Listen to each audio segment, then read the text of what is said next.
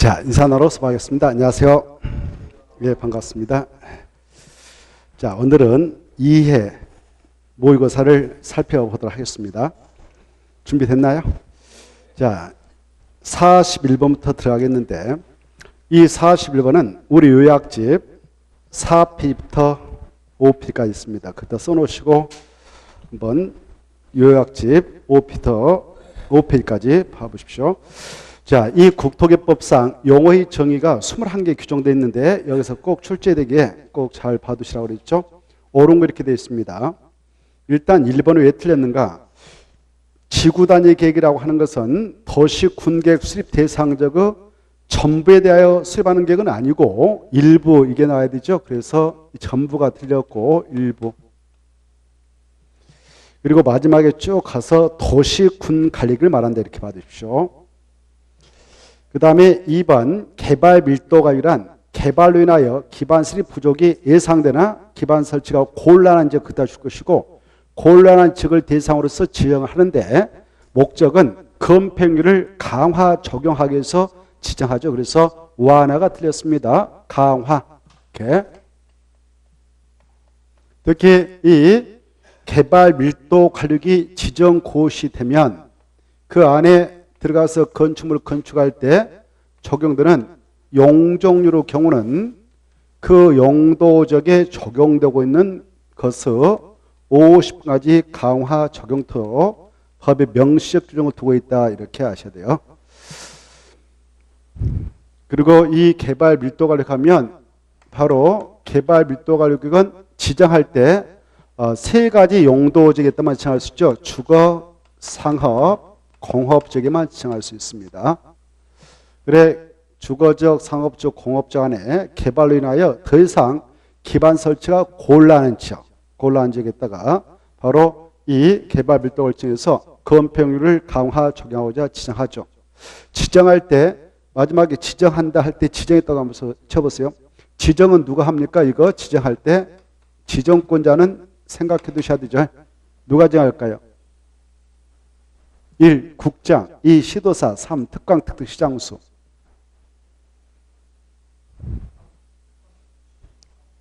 오케이.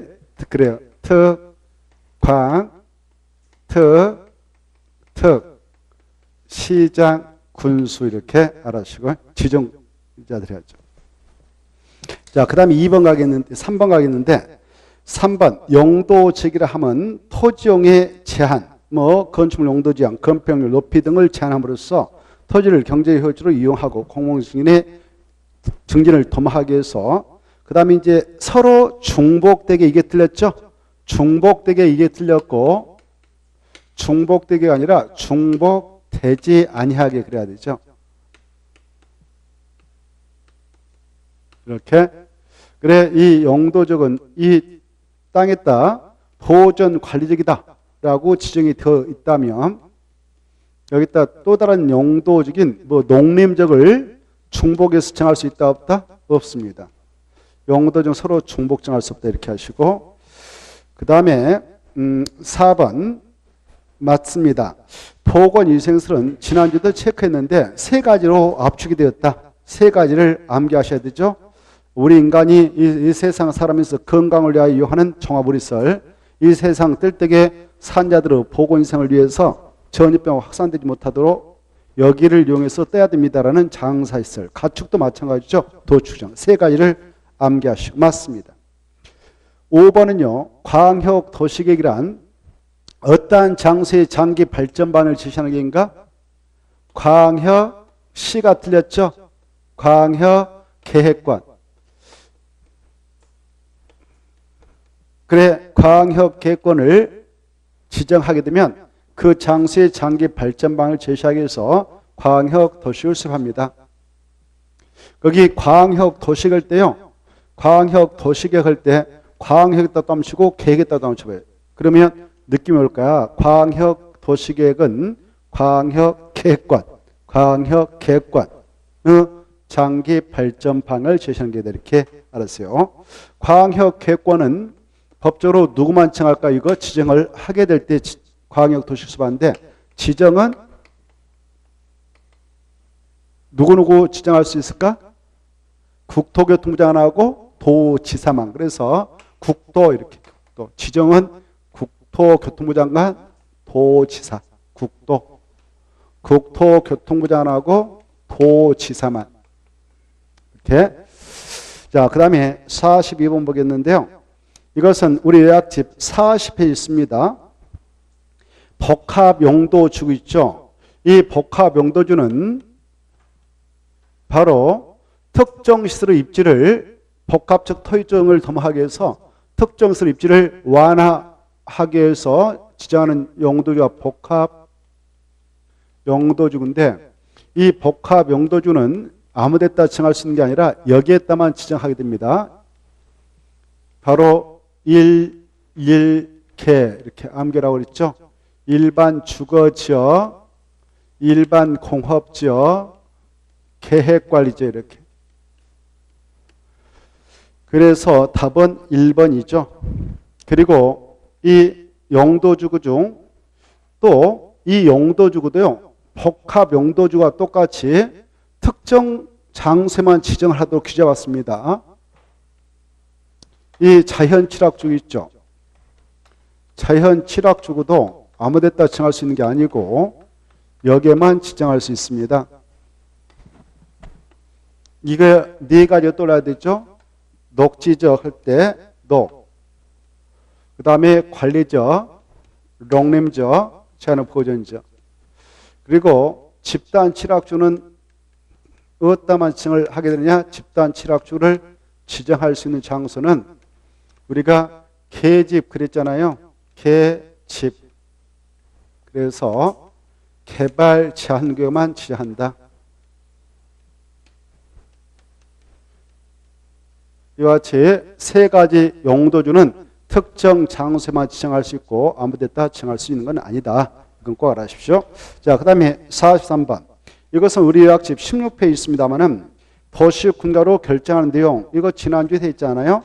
도시군가로 결정하는 내용 하면 용용용 기사집 이걸 쓰시고 그 내용을 확대하고 이해하고 계셔야 되죠. 그래 1번은 용도적 변경이니까 맞습니다. 그 다음에 2번은 개발 제한구 지정과 변경 맞습니다. 3번은요. 기반시설 설치 정비 계량에 관한 계획. 여기에 속하거든요. 도로가 기반시설입니다. 그래서 기반시설 설치 정비 계량에 관한 것도 도시군가로 결정하니까 3번도 맞아요. 그 다음에 4번은 절대 아니다. 개발 밀도를 지정이라든가 기반시설 부담 지정은 도시군가로 결정한 내용이 절대 아니다. 그 다음에 5번 입지규제 최소구역 계획도 도시군가로 결정한 내용이다. 맞습니다. 너무 쉬웠죠 이거. 자, 그 다음에 44번 보겠는데 34페이지 있어요. 44번은 자, 각종 지역 등에서의 행위장인데 옳은 거 이렇게 돼 있죠. 자, 이런 여러 가지 장소에서 행위장 관련해서 이렇게 용도적이 지정되면 이 안에서 여러 가지 건축물로 용도, 종류, 규모 등의 제한 이걸 행위자라는데 이 행위자는 뭘로 정하는 바에 따르냐? 대통령령으로 정하는 바에 따릅니다. 국토의 계획 및 법률 시행령. 그런데 이 용도적 중에서도 바로 이렇게 특정 용도적 내 특정 장소가 지정되어 있다. 예컨대 여기에 농림적인데 농림적 중에 농공단지가 지정되어 있다. 다른 법에 따라 농공단지가 지정이 되어 있다 가정합시다. 그러면 이 안에서 행위자는 무슨 법이 지정함에 따르냐? 산업 입지 및 개발한 법률. 이거 아셔야 돼요. 산업 입지 및 개발한 법률. 거기 나와 있죠? 몇 페이지 있다고 그랬나요 제가? 그래 그 페이지 그리고 여기 문제도 나왔을걸. 그래 거기에 몇 번에 나왔느냐. 저기 2번 나와있죠. 농공단지. 농공단지가 딱 지정되면 그 장소 용도직이 무슨 용도직이 됐든 농공단지 안에서 무슨 법에 따라 행위를 받는가? 산업 입지 및 결합 법률. 그 장소가 뭐 농림지역이든 관리지역이든 불문하고 농공단지가 지정되면 이 법을 따라 바로 행위자를 받습니다. 산업, 입지 및 견업. 그래서 2번인가요? 2번 틀렸죠. 2번 틀렸습니다. 법의 이름을 수정해 산업, 입지 및 견업 법률. 그 다음에 이 농림적 중에 말입니다. 다른 법인 농지법에 따라 농업진흥직이 지정되어 있다. 농업진흥직이 지정되어 있다면 이 안에서 행위자는 무슨 법이냐? 농림적 중에 반드시 이게 있어야 돼요. 그래, 농림적 중에 농업진흥직이 지정됐으면 농지법입니다. 농지법. 농지법에 따라 건축행위자니 가해지고, 농림적 중에 만약 보전산지가 지정이 되어 있다면 여기서는 산지관리법. 산지관리법. 산지관리법. 그 다음에 농림적 중 초지가 지정되어 있는 땅이라면 초지법. 세 가지 법을 꼭 알아주세요. 농공단위는 꼭 농림적이 아니래도 관리직이라도 뭐 무조건 이 농공단위는 산업지위 견합합니다. 근데 이 세 가지 장소, 농업진흥적 보산산지, 초지는 반드시 농림적이 있을 때 이렇게 다른 법에 따라 행위를 받습니다. 그래서 바로 2번은 농지법으로 수정하셔야 되겠고, 그 다음에 4번은 보전산지 안에서는 산지관리법이니까 산림자원의 조성 및 관한 법률을 삭제하시고 산지관리법으로 수정을 해야 합니다. 그 다음에 바로 3번이 맞았죠. 용도적 안에서의 건축물부터 제한까지 줄 거 봐요. 용도적 안에서의 건축물부터 제한까지 줄 것이고 이걸 행위자라 합니다. 약적으로 행위자. 그래서 같은 말로 행위자 쓰고, 농림적 안에서의 용도적 안에서의 행위자는 대통령으로 정함했다. 맞습니다. 답은 그래서 3번이고요. 그럼 5번은 왜 틀렸을까요? 5번은 자, 여기 자연환경 보전적이 있다. 용도적 중 자연환경 보전적이 있다면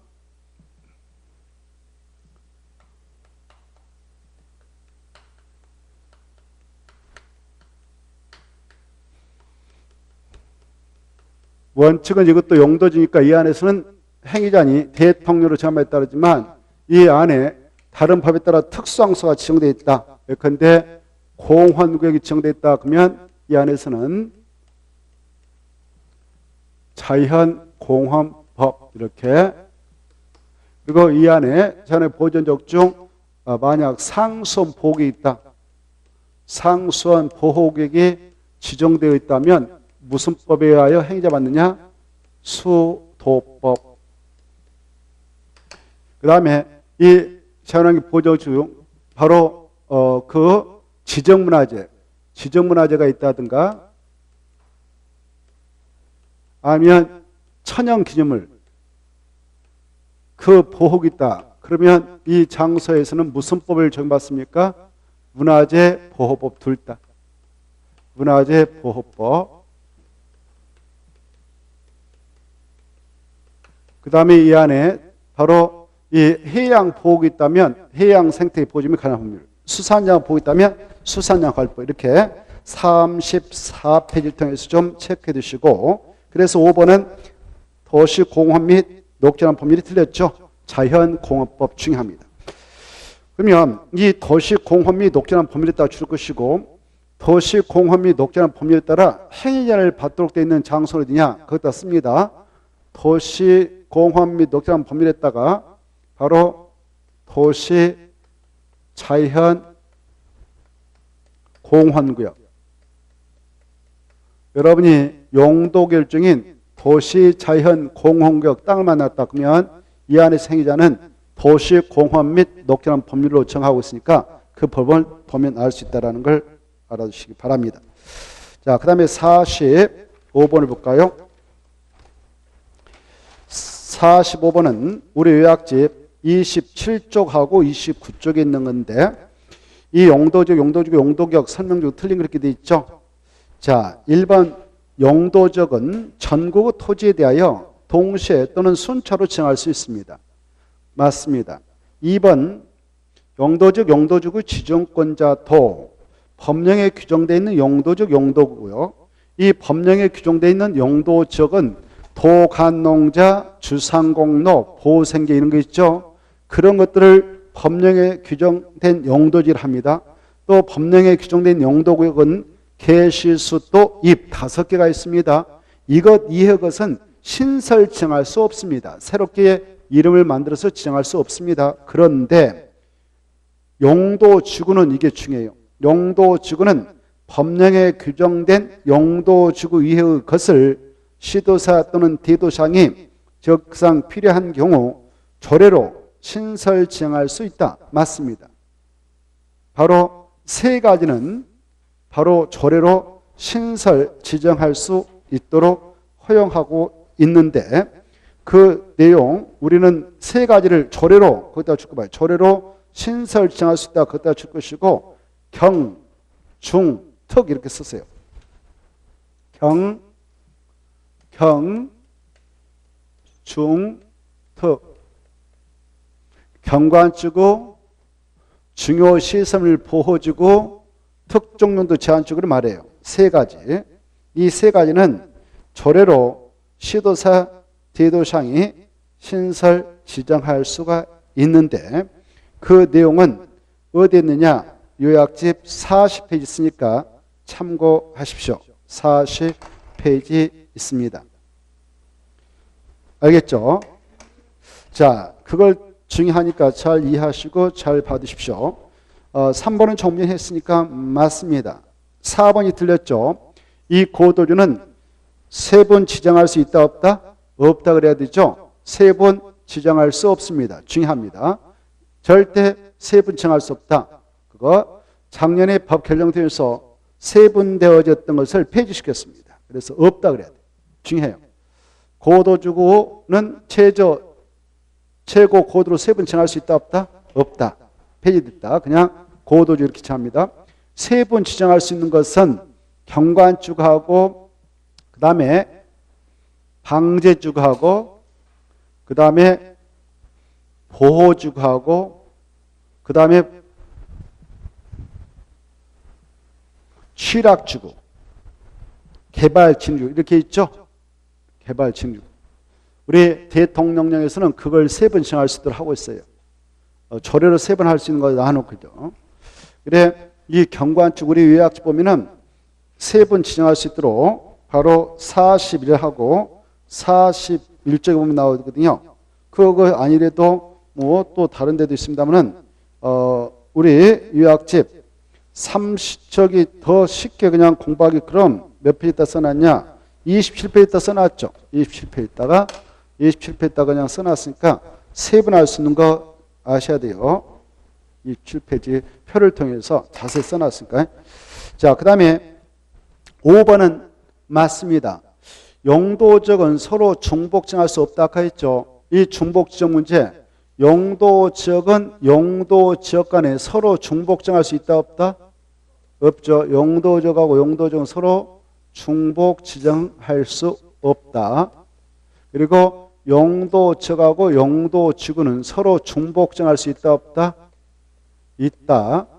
그리고 용도지구하고 용도구역도 서로 중복지정할 수 있다. 그리고 용도지역하고 용도구역도 중복지정할 수 있다. 그리고 용도지구하고 용도지구, 용도지구의 용도지구는 중복정할 수 있어 없어요? 있다. 이렇게 아시죠? 그 내용도 우리 요약집 28페이지에 자세히 써놨으니까 중복지정 문제 꼭 다시 한번 머릿수로 정리해 두셔야 합니다. 28페이지 잘 정리되어 있습니다. 자, 그 다음에 바로 밑에 46번 볼까요? 이것은 요약집 5페이지 있습니다. 기반시설하는 내용 중 틀린 거 이렇게 되어 있는데요. 4번이 틀렸죠. 4번을 보시면 기반시설이 약 50개 정도 됩니다만은 이걸 7가지로 분류하고 있죠. 그 중에 공간시설, 그 건물이 없고 텅 비어 있는 공간시설, 공간시설에 해당하는 것은 광장, 공원, 녹지, 유원지, 공공지 5개예요. 공간시설에다 줄 것이고 5개 써놓으세요. 공간시설은 몇 개 있다고요? 5개밖에 없습니다. 5개가 그거 공원, 광장, 녹지, 유원지, 공공지 이렇게 5개밖에 없으니까 5개를 꼭 기억하시고 뒤에 학교, 공공청사 있죠. 2개를 묶어서 학교하고 공공청사를 묶어서 이것은 공공문화체육시설입니다. 공공문화 체육시설에 해당합니다. 공공문화체육시설에 해당하니까 답은 4번인 거예요. 그리고 나머지는 여러분이 읽어봐도 되지 않겠냐 이런 생각을 해봅니다. 넘어가시고 특히 그 2번은 한번 기출된 바 있으니까 잘 받으십시오. 자동차 정류장은 6개를 말합니다. 여객자동차 터미널, 화물터미널, 공용차고지, 공동차고지, 그 다음에 화물자동차 휴게소, 복합환승센터 이런 것들이 자동차가 머물러서 다시 가는 곳, 그래서 자동차 정류장이라 할 수 있습니다. 자, 그거하고 헷갈려서 안 된 것이 3번 교통광장입니다. 교통광장은 광장 일종이지 자동차 정류장은 아니라는 걸 주의하시기 바랍니다. 자, 그 다음에 이제 5번 환경기술시설 5개는 달달달 외우라고 그랬죠. 5개. 환경기술시설 5개는 지난주에 했습니다. 달달달 외우시라 그랬죠. 폐차장, 폐기물 처리 및 재활용시설, 그 다음에 하수도, 수질 오염 방지시설, 빗물 저장 및 이용시설 이렇게 5가지 암기하시고 47번은 36페이지 있는데요. 자, 용도적별 건폐로 최소한도가 가장 큰 적부터 작은 적선으로 바르게 나누는 거. 1번이 답이 아닙니까? 유통상업적은 중1유군해서 중1유군, 상업적 하면 중1유군에서 9, 8, 8, 7 이렇게 암기라고 그랬죠? 90, 80, 80, 70 건폐율. 그래서 유통상업적 얼마예요? 80이죠. 그 다음에 주거적은 전용 1종, 2종, 일반 1종, 2종, 3종, 준, 주거 여러 가지 딱 생각하시고 5, 5호, 6, 6, 5, 7 이렇게 나오고 있죠? 50, 50, 60, 60, 50, 70. 그래서 준, 주거지니까 70%죠.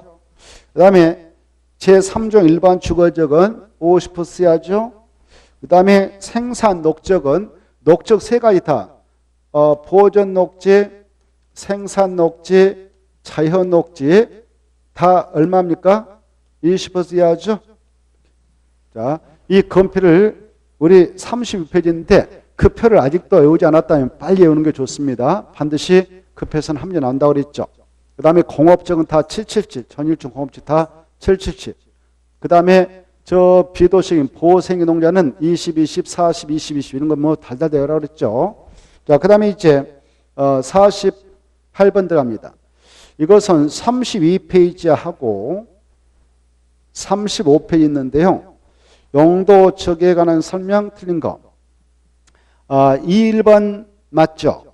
전국토 도간농자로 지정이 되어 있는 반면 아직 용도가 정해지지 않는 미정적도 있다.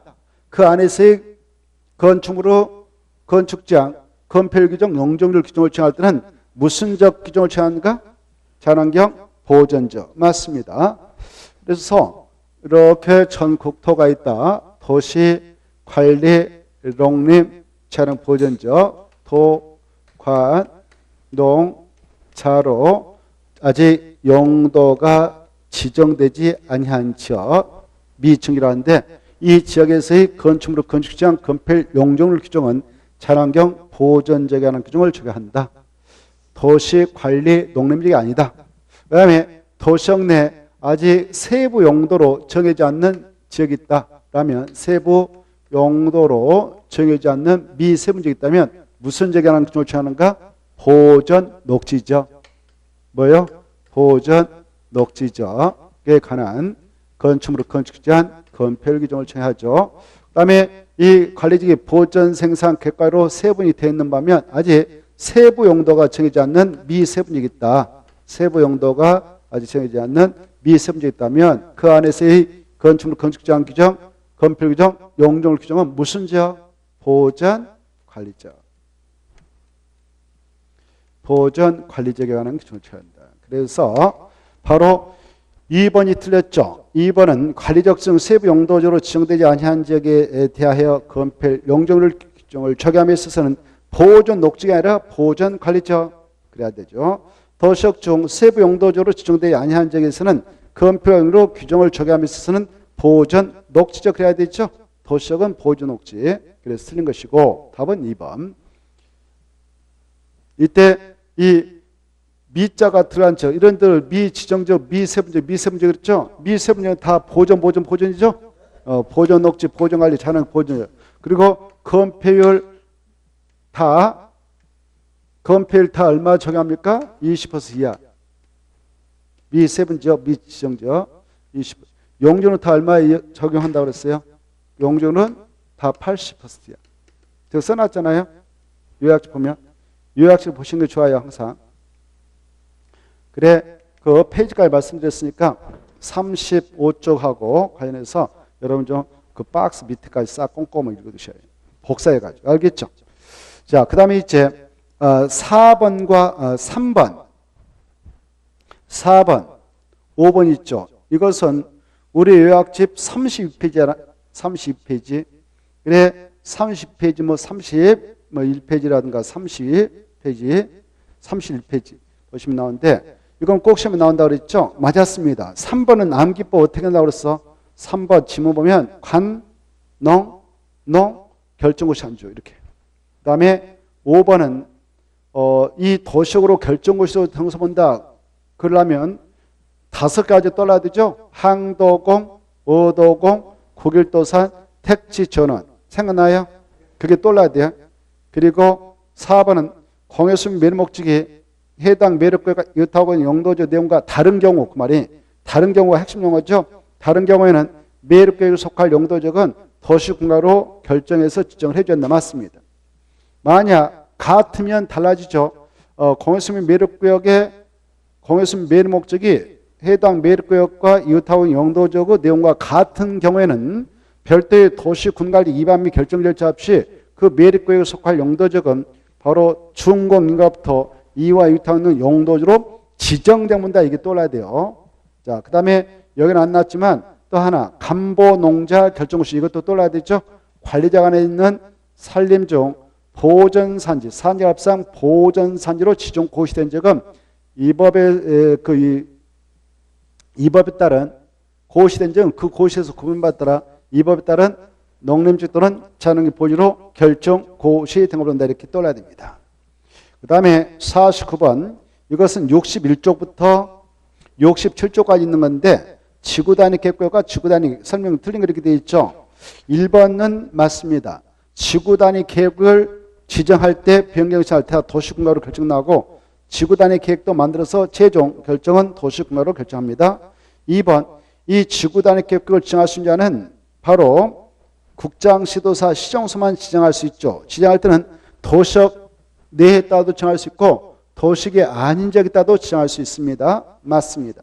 3번 이 지구 단위 계획을 도시공가로 결정고시했다면 이렇게 지구 단위 계획을 결정고시하면 이 장소를 개발하고 정비하기 위한 구체적 계획인 지구 단위 계획을 몇 년에 만들어서 결정고시해야 되는가? 3년. 맞죠? 만약 3년에 결정고시하려면 3년이 된 날 다음날에 이 지구 단위 계획 결정은 효력을 잃게 됩니다. 3년이 된 날 다음날에. 그리고 이 지구 단위 계획의 지정과 변경, 지구 단위 수립 변경 건에 대해서 이해관계를 포함한 주민이 위반을 제안해 가지고 그걸 반영해서 지구 단위 계획까지 결정 고시해 줬다면 이 결정 고시로부터 지네들이 원했던 사업이 있었을 건데 그 사업을 몇 년에 착수를 해야 하는가? 5년에 들어가야 되죠. 만약 5년에 착수하자면 이 지구 단위 계획 결정은 5년이 된 날 다음날에 효력을 잃게 됩니다. 그래서 5번은 틀린 것이죠. 5번은 3년을 지우시고 5년에 합니다. 그래서 답은 5번이고 4번은 맞습니다. 이 지구 단위 계획구역이라고 하는 것은 개발의 여지가 있는 땅, 정비를 할 수 있는 땅에 전부를 뱉다 지정할 수 있기 때문에 맞아요. 맞습니다. 4번은. 그 다음에 50번 보죠. 50번은 우리 요약집 68쪽부터 75쪽까지 있는 개발행 허가인데요. 틀린 거 이렇게 돼 있죠. 1번 계획관리지역에서는 도시계획위원회의 심의를 통하여 개발행 허가 기준을 강화 또는 완화 적용할 수 있으며 생산 녹지역에서는 도시계획위원회 심의를 통하여 개발행 허가 기준을 강화 적용할 수 있다. 바로 여기에다 줄 거 봐요. 도시계획위원회 심의를 통하여 개발행 허가 기준을 강화 또는 완화 적용할 수 있으며 그따 줄 것이고 그 땅이 어느 지역에 속하고 있으면 강화 완화를 다 할 수 있냐? 유보 용도죠.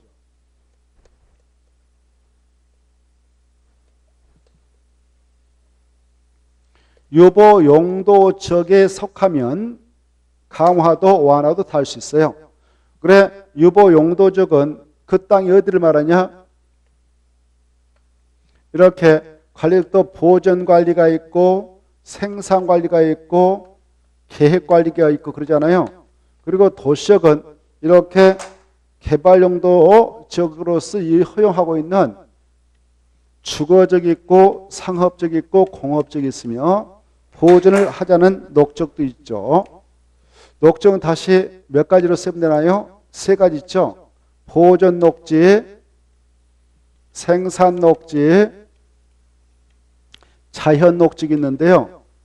이 지역, 자연 녹지, 계획관리 지역, 생산관리 지역을 유보 용도지라 합니다. 여기를 유보 용도지 그래요. 여기. 그래 유보 용도적인 자연 녹지 생산관리 계획관리에서 개발행 허가 신청을 받았다 그러면 허가권자는 도시계획위원회 심의를 거쳐서 개발행 허가 기준 5가지 했는데 그걸 강화 또는 완화 적용해서 처리도 괜찮습니다. 그리고 여기요. 여기를 이제 유보 용도지역이 아니라 여기를 보존 용도지역이라고 합니다. 바로 여기 생산 녹지, 보존 녹지 이쪽에 그리고 보존 관리, 농림지역, 자연 보존 이 지역을 보존 용도라고 그래요. 보존 용도에서는 완화 안 되고 강화만 할 수 있어요. 그래서 동그라미 1번 후반부 생산 녹지역은요. 바로 보존 용도의 지역이라고 해요. 보존 용도 지역. 보존 용도 지역.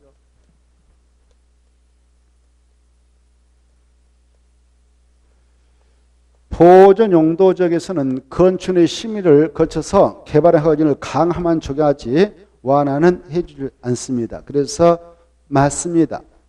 1번.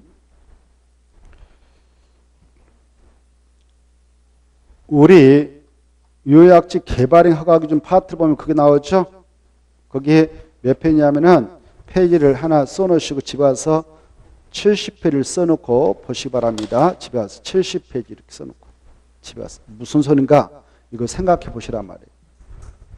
다 했습니다만은 그래도 아직까지도 멍하면은 보시라 그 말이에요. 알겠죠? 70페이지. 그 다음에 2번 너무 쉬웠어. 허가권자가 특광특특시장원수인데 개발행하면서 조건을 붙여가지고 개발행 허가를 내줄 수 있죠. 기희 환경적 조치할 것을 조건으로 바로 허가를 낼 수 있는데 조건을 붙이려 할 때는 개발행 허가 신청 여기를 듣도록 되어 있고 맞고 3번 개발행 허가 신청 내용이 도시군각 내용이나 성장관리방 내용에 어긋나면 허가 내주서는 안 되고 어긋나지 않을 때만 허가 내줄 수 있다. 맞고요. 4번 개발행 허가를 받은 사업 면적 허가 받았네요. 사업 면적인데 그걸 오퍼스 범위에서 더 확대하려고 한다. 허가 받을 때는 이 정도만 개발행 하겠습니다. 그랬는데 더 확대한다. 이건 허가 받아야 돼. 그렇죠? 그래서 확대했다도 한번 치고 변경 허가를 받아야 한다. 그래서 확대했다도 한번 치고 변경 허가를 받아야 한다. 이렇게. 그리고 축소한다. 이걸 이렇게 허가 받았는데 이 정도 안 하고 이 정도만 하겠다라고 축소하려고 합니다. 축소할 때는 변경 허가 받지 않아도 돼요. 변경 허가 안 받고 변경 통지만 하면 됩니다. 변경 통지만 하면 된다. 이렇게. 그래서 4번이 틀린 것이고요. 자, 5번은 말입니다. 이 개발의 허가 대상이 건공 토토토물이 있는데요. 그 중에 건축물로 건축, 건축법에 따른 건축물로 건축에 대해서는 건축법에 따라 건축허가 신청해서 허가 받고 허가된 국토협상 개발의 허가 받은 거 한주에서 별도로 국토협상 개발의 허가는 받지 않고요. 그리고 공사 들어갈 때 건축상 착공신고하고요. 착공신고하고 공사 들어가서 공사 완료되면 건축법에 따라 사용승인을 신청해서 사용승인 받습니다. 사용승인 받으면 별도로 국토협상 중검사를 받지 않아도 되죠. 맞습니다. 그래서 5번 맞습니다. 자, 그 다음에 51번인데요. 이것은 82페이지 있습니다. 이 국토개법상 바로 세 가지 처분을 내리려 할 때 이 국장부터 구청장은 그 상대방 의견을 꼭 들어야 하는 청문 절차를 거치게 되어 있습니다. 청문.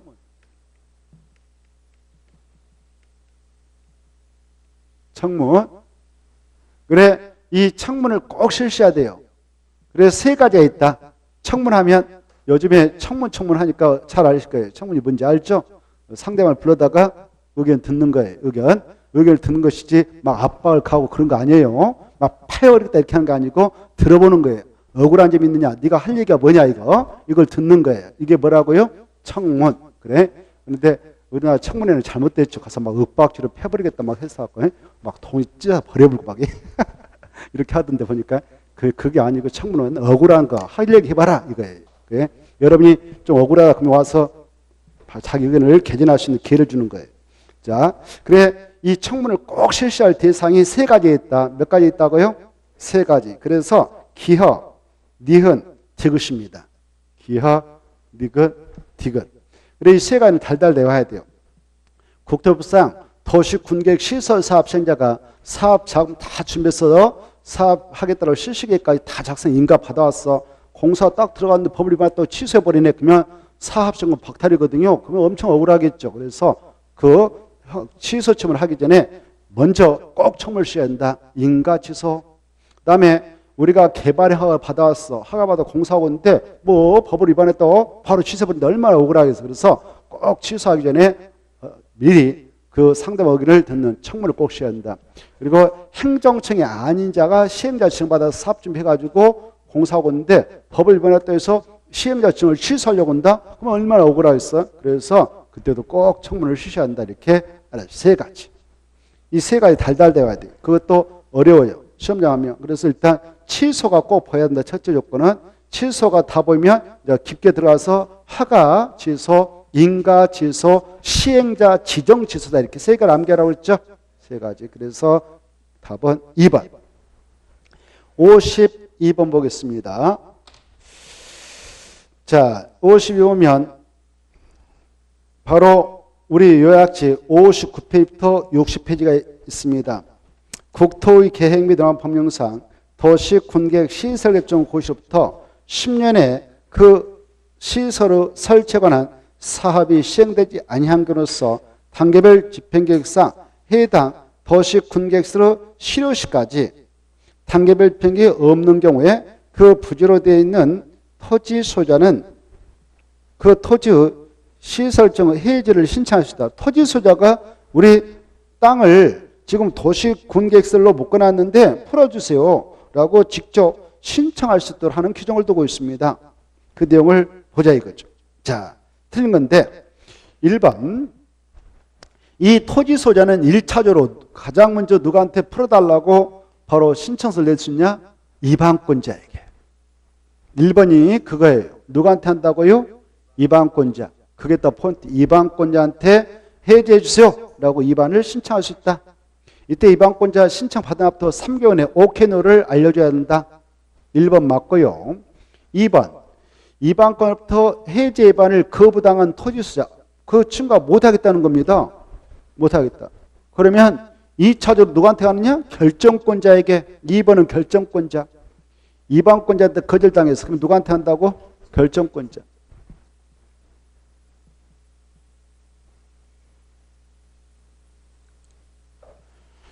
이렇게 지금으로부터 10년 전에 여러분 논밭도 있고 뭐 그런데 여기다가 공원을 설치하겠다라고 이 시내 외곽지도 땅을 하나 사놨는데 갑자기 이 시민을 위한 공원 만들겠다라고 공원을 설치를 한 도시군계획 위반해서 딱 지났어. 그래서 도시군계획서를 돼버렸네. 도시 군객설로 묶이면 결정고시에 놓으면 이 안에서는 건축, 공여설치 안 내주죠. 그리고 나서 결정고시하고 나서 바로 입안권자 이 시설을 이거 결정할 때 그냥 하는 거 아니죠? 결정할 때 미리 입안하죠. 공원을 설치한 도시공약 입안할 때 관할 특광특특 시장소 입안하는 것이 원칙이죠. 특광특특 시장문수. 그 다음에 국가교과가 있으면 국장이, 그 다음에 2개 이상의 그 시군에 걸친 것은 도의사도 입안할 수 있어요. 이네들이 입안권자입니다. 입안권자가 입안을 해 놓고 나서 이 자들이 입안했다면 이쪽에 이네들이 입안했다면 지네들이 결정고시예요. 그리고 팔도되어 있는 시장 중 50만 명의 시장과 군수는 자기 시군에서 입안해가지고 도의사한테 결정 신청했죠. 그러면 도의사 받아서 결정고시 해줍니다. 이때 입안권자들 이렇게 입안하고 나서 결정고시에 이르면 이 안에서 사업을 언제 집행하겠다라는 집행계획이 단계별 단계별 집행계획을 얘네들 언제까지 수립해야 합니까? 단계별 집행계획을. 언제 사업을 집행하겠다라는 단계별 집행계획을 언제까지 수립해야 될까요? 1. 배운 적 없다. 2. 3개월 이내다. 3. 5년 이내다. 4. 10년이다. 언제까지 할까요? 2번이 뭐 했어요? 나도 좋아서 맞았어요. 잘했어. 공부 많이 하셨구나. 3개월 내. 그래? 3개월 내 단계별 집행을 수립해야 돼. 알겠죠? 그리고 다른 법률에 뭐 도시 및 주관법, 도시 재생 활성화 및 특별법이란 법 등등 이런 법에 따라 결정이 의제되면 2년에 늦어도 2년에 단계별 집행을 수립합니다. 그래 수립을 하면 좋은데 또 직무유기 안 할 수도 있는 경우도 있거든. 그때 만약 단계별 집행을 수립하게 된다면 단계별 집행을 1단계 하고 2단계로 구분해서 수립하잖아요. 1단계는 3년에 시행할 사업을, 2단계 집행계획은 3년 후에 시행할 사업을 포함해서 수립하죠. 그래 이때 1단계 집행계획이 들어있다면 바로 3년의 사업을 할 것이고 2단계 집행계획이 들어있다면 3년에 할 겁니다. 그래서 3년 후니까 언제 할지 모르죠. 그래서 2단계 집행계획이 들어있었는데 10년이 지날 때까지 사업을 하지 않았어. 이랬을 때 바로 그것도 이게 결정고시하고 나서 20년까지 사업을 하지 않았다. 그러면 20년이 된 날 다음 날에 실효되잖아요. 알죠?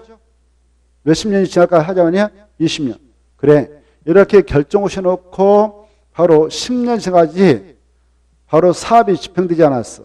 그리고 이 실효시까지 사업을 언제 집행하겠다라는 집행계획도 없는 부지가 있을 수 있어요. 직무유기치 않은 땅들도 있어. 그랬을 때 이 안에 있는 토지 소자가 이것 좀 풀어주세요라고 해제를 신청할 수 있어요. 이때 1차적으로 누구한테 한다고? 입안권자. 입안권자가 가면 며칠이면 답을 주냐? 3개월. 오케이, 노. 노 하면 2차적으로 누구한테 하냐? 결정권자. 결정권자한테 하면은 오케이, 노를 몇 개월에 알려주냐? 2개월. 이 친구가 노 했다 그러면은 또 누구한테 해보냐? 최종적으로 국장한테 해보는 거예요. 그렇죠? 국장은 이렇게 해제 심사 요청을 받으면 결정권자한테 야 풀어줘라 라고 권고할 수 있어요. 그러면 특별한 사유 없으면 따라서 해제 절차를 해줘야 됩니다. 만약 오케이 입안권자 해제를 입안에 나가겠다라고 결정해서 알려줬다. 결정권자가 오케이해서 그렇게 해제 결정을 해주겠다 알려줬다. 그러면 늦어도 언제까지 그 이행 조치 들어가냐? 6개월이 끝내줘야 돼요. 몇 개월이요? 6개월. 그래서 5번이 틀린 것입니다. 5번 바로 1개월이 아니라 6개월 이렇게 알아주십시오. 그 다음에 53번 이것은 우리 요약집 94페이지 있는 건데요. 이제 도시개발법으로 넘어갔네요. 도시개발법상 개발계획 수립 시 포함시할 내용 중 이 개발계획 수립할 때 포함시할 내용이 많습니다. 그런 내용 중 도시개발구역을 지정한 후에 개발계획을 포함시킬 수 있는 사항 그따 줄 거예요. 도시개발구역을 지정한 후에 개발계획이 포함시킬 수 있는 사항 그따 딱 줄 것이고 그 말이 나오면 뭐가 떠올라야 되냐? 뭐가 떠올라야 될까? 이게 떠올라야 돼요. 박수세순. 이게 안 떠오르면 이건 귀신도 잡을 찰 수가 없는 거예요. 어떻게 찾겠어, 여러분이? 상상을 해보세요. 어떻게 맞히겠냐고. 안 외우면. 뭐라고 해야 된다고요? 박수세순. 그래, 거기다 써놔요. 도시발구역을 지정한 후에 개발계획에 포함시킬 수 있는 사항 하면 4개밖에 없어. 박수세순. 이거 했잖아요. 근데 애우긴 해왔는데 어디다 갖다 붙여먹을 써먹을 줄 모르면 이거 하나만 해요. 짝치가 중요하거든. 짝치. 박수세순, 박수세순 이렇게 했는데 어디다 써먹을 줄 모르면 그 하나만 해요. 그래서 도시발구역을 지정한 후에 개발계획에 포함시키는 사항에 포함된다. 4가지. 그래서 1번 보면 박 찾아가지고 네모. 2번 수용할 때 수용 줄 것이고 수였다 네모. 3번은 가다가 셋째 줄 세입자에다가 줄 것이고 세했다 네모. 4번은 순환개발에다가 줄 것이고 순했다 네모. 그래서 박수세에서 이렇게 잡아내야 돼요.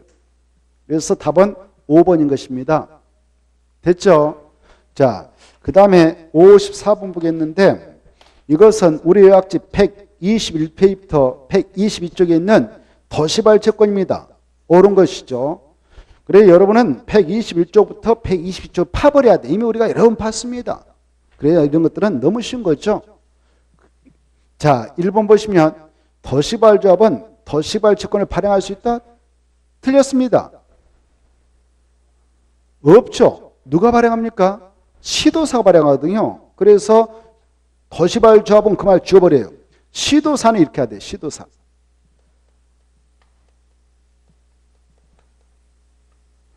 시도사는 이렇게. 그래 시도사를 지방자치단체장이라고 하거든요. 지방자치단체장이 시도사가 발행할 수 있고 다른 사람은 절대 발행 못합니다. 뭐 하려고 이거 발행하냐? 너네들이 사업할 때 도시발사업 한다. 예컨대 저기 내포 신도시를 만든다. 그때 그 사업하려면 엄청 돈 많이 들어가겠죠. 땅 밀고 찌고 청사 짓고 하려면 그쵸? 도청 짓고 하려면 그때 그 사금을 조달하기 위해서 이 채권 파는 겁니다. 도시발사업에 필요한 자금 조달하기 위해서 그 지역에 들어서 도로 만들고 공원 만들고 이런 것들 도시 군계 시사업인데 이런 사업할 때 필요한 자금을 조달하기 위해서 이 시도사가 이 채권을 발행할 수 있다. 발행할 때 지 마음대로 발행하면 안 된다. 바로 몽땅 발행하죠. 그 채무를 감당 못하면 지자체 부도나버리면 지자체 하나 부도하면 나라가 흔들흔들한다. 그래서 나라를 책임지고 있는 부서의 장관이 있는데 이 지자체장을 관리하고 있는 부서가 중앙정부에서도 행정자치부였어. 행정자치부를 이름을 바꿔서 지금 행정안전부 이렇게 하는 거예요. 그래서 야 너네들 발행해서 팔아보려면 이 정도만 발행해서 팔아도 됩니까? 갚을 때 이렇게 갚아서 처리해도 됩니까? 이율은 이 정도 주고 처리해도 됩니까? 라고 그런 내용을 승인받아라. 누구한테? 행정안전부장한테. 그리고 승인받아서 발행할 때에는 기명증권이 아니고 무기명증권 줘라. 등록기간에 등록해서 팔아도 된다. 그리고 사용기간은 5년 이상 10년 벌어서 조례로 정해라. 지자체에서 발행한 채권이니까 조례로 정해라. 그랬죠? 그리고 이 채권을 사갔던 사람이 바로 원금 받아갈 시점이 됐다. 상황에 도래했다면 빨리 찾아가라. 5년에 안 찾아가면 원금 시효로 소멸된다. 이자 찾아갈 상황에 도래했다면 2년에 찾아가라. 2년에 안 찾아가면 소멸된다. 이렇게 돼 있죠. 그리고 이 채권을 살 의무자는 바로 국토부상 개발행 허가를 받은 자가 건공 토토토물이 있는데 그중에 토지 형질 변경 허가를 받은 자만 사는 것이고 그 다음에 국가 지방자치단체 공공기관 정부출입기관 지방사하고 바로 그 자들이 시행자였을 때 그네들과 도국계약을 체결한 자가 이 채권을 사야 되고 그리고 이 채권을 사면 샀다는 증을 줘요. 증을 준다. 이걸 매입필증이라고 그래. 뭐라고 한다고요? 매입필증 그래. 매입필증을 딱 줘. 샀습니다라고 증을 줘. 그러면은 이 매입필증을 행정관청에다가 제출해요. 이를 샀으니까 나 의무 다 했습니다라고. 그러면 이걸 받았던 행정기관에서 5년 동안 보관해야 돼요. 몇 년 동안? 5년 동안 보관해야 됩니다. 그리고 이 채권은요. 바로 아까 상환일이 5년에서 10년 번호 조례를 정한다고 그랬는데 상환일이 도래하기는 함부로 안 내줘요. 그런데 내가 사야 할 의무자도 아닌데 내가 차고 이렇게 샀어. 그러면 그걸 입증하면 중도에 상환받을 수 있다. 내가 사야 할 의무자는 맞은데 내가 사야 할 돈은 1억 정도만 사면 되는데 5억 사버렸다. 그러면 그 상한 초과분은 반환 요구하면 반환을 해줘라 이렇게 하고 있어요. 중대. 알겠죠? 자, 그걸 전제하고 문제 풀어보겠습니다. 2번 국장을 지으시고 행정안전부장관. 3번은 원금은 5년, 이자는 2년 이렇게 하고 4번은 행정안전부장관이 따로 정하여 고시한다. 틀렸어. 행정안전부장관이 따로 정하여 고시한다. 그 말 쳐버리고 지방자치단체의 조례를 정한다. 지방자치단체의 조례를 정한다. 지방자치단체의 조례를 정한다. 지방자치단체의 조례를 정한다. 5번이 맞습니다. 됐죠? 자, 그걸 좀 파버리세요. 뭐 얼마 안 돼요. 요약 보면 그것만 파면 되거든요. 자, 그 다음에 55번을 보시면 55번은 우리 요약지 91페이지 있습니다. 91페이지인데 자, 도시개발법령상 국토교통부장관이 도시발굴을 정할 수 있는 사유 이게 시험에 나올 거예요. 그래. 5개가 있어요. 5개를 여러분은 외우고 이해하고 그래서 머리에다 새겨두셔야 돼요. 이해하고 외우고. 자, 안 보고도 그 박스가 그려야 돼요. 알겠죠? 첫째, 국가가 도시개발 사업을 시행할 필요가 있다. 하나, 국가. 둘째, 국토교통부 장관하고 급이 같은 다른 부서 장관을 중앙행정기관을 장애를 하거든. 장관급. 장관들이 요청하면 그때도 받아들여서 지정할 수가 있다. 국장이. 그 다음에 국가에서 운영하고 있는 기관장들이 국가에서 운영해서 대통령이 임명한 사람이 있어요. 한국토지동사장 이렇게 이런 자들을 공공기관하는데 공공기관장은 6명이 떠올라야 돼요. 토수는 갈철매 알죠? 알죠? 토수는 갈철매 중요한데 토는 뭐예요? 한국토지동사. 토수는 한국수자공사. 농은 한국농어사. 간은 한국관공사. 철은 한국철도공사예요. 철도공사. 그 다음에 매입공공기관. 이런 6가지 기관은 대한민국 정부에서 설립해서 운영하고 있는 공사의 기관입니다. 그래서 그 기관장은 대통령이 임명해서 일을 시키고 있어요. 국가일이다 생각하고. 그래서 국가일을 책임지고 있는 국장한테 그의 장들은 지정 제안서를 내게 됩니다. 정부 출입기관 2명도 암기해야 되죠. 정부 출입기관은 바로 한국철도시설공단. 한국철도시설공단은 역세권 개발을 하게 될 때 한해서만 시행자로 지정해서 보내지 않습니까? 그리고 제주도 개발할 때 정부에서 국가에서 투입하려고 만든 제주국제자유도시개발센터. 이것은 제주도에서 제주도를 뭐라고 합니까? 특별자치도라 합니다. 특별자치도에서 국가에서 도시발사할 때 특별히 거기서 보내려고 만들어서 운영하고 있는 그 기관이 그거예요. 이런 총 8개 기관장들은 30만 제곱미터 이상 규모를 가지고 지정을 제한할 때에 국장한테 법적으로 직접 할 수 있어요. 그래서 그네들이 하면은 그걸 받아서 국장이 지정을 해 주셔야 했는데 여기 광역시가 있다. 광역시 도시발공사가 있다. 도개발공사가 있다. 이런 것들을 지방공사라 합니다. 뭐라 한다고요? 지방공사. 지방공사장은 대통령이 임명해서 일을 시킨 거 아니라고 그랬어요. 그 지자체장인 여기 광역시장이 지명해서 일을 시킵니다. 그 친구는 국장한테 가지를 못해요. 알겠나요? 그게 중에 지방공사장이 지정을 제한할 수 있다. 국장한테 있다 없다? 없어요. 그 자들은 누구한테 지정 제한서를 내냐? 관할 시군구 장한테 내는 거죠. 그걸 꼭 알아주시고. 그리고 이 요청자도 바로 저기 팔도에 있는 시장들, 군수들, 여기 구청장, 자치구청, 이네들도 요청자인데요. 이네들은 국장한테 요청 못해요. 그래서 두 번째 중요하다고 했잖아요. 요청할 때는 누가 요청해야 국장이 받을 수 있냐? 중앙행정기관장인 장관. 이게 중요해요. 자, 그 다음에 이제 중요한 거 다 끝났어요. 넷째, 이 지정을 하고자 할 때 여기 이렇게 2개 이상의 시도, 여기 서울특별시, 경기도에 딱 걸쳐서 이렇게 정하려고 한다. 그때는 양 시도사 만나서 지정할 때를 협의해서 정하는데 협의가 이루어지지 않았다 그러면 국토교통부장관이 직접 구역을 정하게 된다. 그래서 그것도 국장이 지정할 수 있는 경우수가 된다. 그러는 것이고 천재일보가 발생해서 긴급하게 도시발 사업을 시행할 필요가 있다. 그럴 때도 국장이 정할 수 있구나. 이렇게 알아두십시오. 이걸 정확하게 알고 계셔야 55번을 해결할 수 있거든요. 자, 국장이 도시발굴을 정할 수 있는 사유 틀린 거 몇 번 있나요? 3번이죠. 3번은 지방사장은 누구한테 제안서 된다고요? 시군구한테 되는 거예요. 시군구장. 그래서 지방사를 지워버리고 아까 공공기관의 장하고 정부 출연기관의 장을 집어넣으면 좋겠습니다. 그래서 총 8명을 암기하고 떠올려야 돼요. 그래야 문제를 풀 수 있습니다. 자, 풀 수 있다 생각하시고 56번은 잠시 쉬었다가 살펴보도록 하죠.